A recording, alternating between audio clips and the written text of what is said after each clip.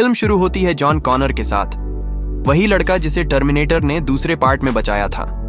अब वो बड़ा हो चुका है, छिपकर जी रहा है, कोई पहचान नहीं, कोई घर नहीं, क्योंकि उसे डर है कि भविष्य में स्काईनेट फिर से एक्टिव होगा।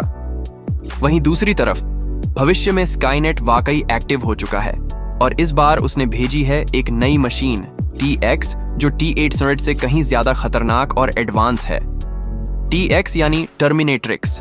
ये महिला जैसी दिखने वाली मशीन सुपर कंप्यूटर स्काईनेट द्वारा भेजी गई है। इसका मकसद है जॉन कॉनर और उसके फ्यूचर लीडर्स को मारना। लेकिन उसी वक्त भविष्य से फिर आता है हमारा पुराना दोस्त T-800 यानी आर्नल्ड श्वार्ज़नेगर। इस बार भी उसका मिशन है जॉन कॉनर और उसकी होने वाली पत्नी केट ब्रूस्टर को बचाना। शुरू होता है एक बार फिर से चेस, लड़ाई और जबरदस्त एक्शन। जॉन चुपचाप एक जानवरों के क्लिनिक में जाता है चोरी करने, लेकिन वहीं मिलती है केट, जो अब डॉक्टर है और जल्द ही कहानी की लीड बन जाती है। TX उन दोनों का पीछा करती है और क्लिनिक में एक धमाकेदार लड़ाई होती है।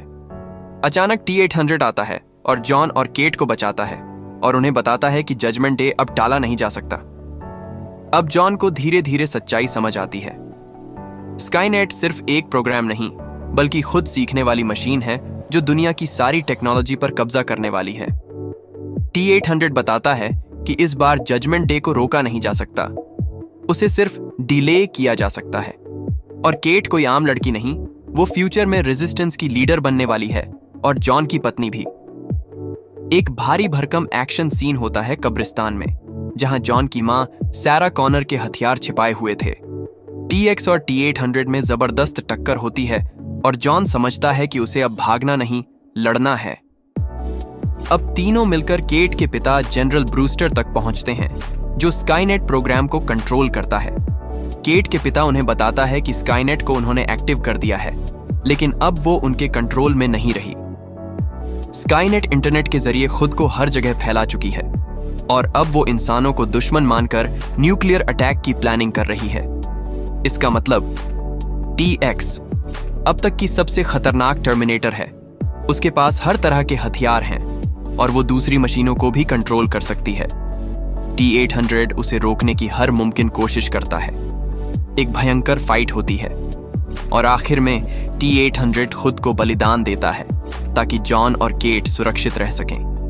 I'll be back कहते हुए वो अपने मिशन को पूरा करता है। जॉन और केट को एक खुफिया बंकर में भेजा जाता है, लेकिन वहां स्काईनेट को बंद करने का कोई सिस्टम नहीं मिलता, बल्कि वो एक न्यूक्लियर शेल्टर होता है, जहां से दोनों सिर्फ ये सुनते हैं कि दुनिया के शहरों पर न्यूक्लियर मिसाइलें गिर रही हैं। जजमेंट डे शुरू हो चुका है। इंसान और मशीन की जंग अब आधिकारिक तौर पर शुरू हो गई है। जॉन कॉनर अब रेजिस्टेंस लीडर बनने को मजबूर हो जाता है। फिल्म का अंत होता है एक कड़वे सच के साथ कि कभी कभी विनाश को टाला नहीं जा सकता, सिर्फ उसके लिए तैयार हुआ जा सकता है। टर्मिनेटर 3 हमें सिखाता है कि कोई भी भविष्य पक्का नहीं होता, लेकिन अगर आप लड़ना चाहते हैं तो आप जीत सकते हैं। तो दोस्तों, कैसी लगी आपको टर्मिनेटर 3 की ये दमदार कहानी? कमेंट में बताइए आपका फेवरेट टर्मिनेटर पार्ट कौन सा है। वीडियो अच्छा लगा हो तो लाइक मारो, चैनल सब्सक्राइब करो और बेल आइकन दबाना मत भूलना।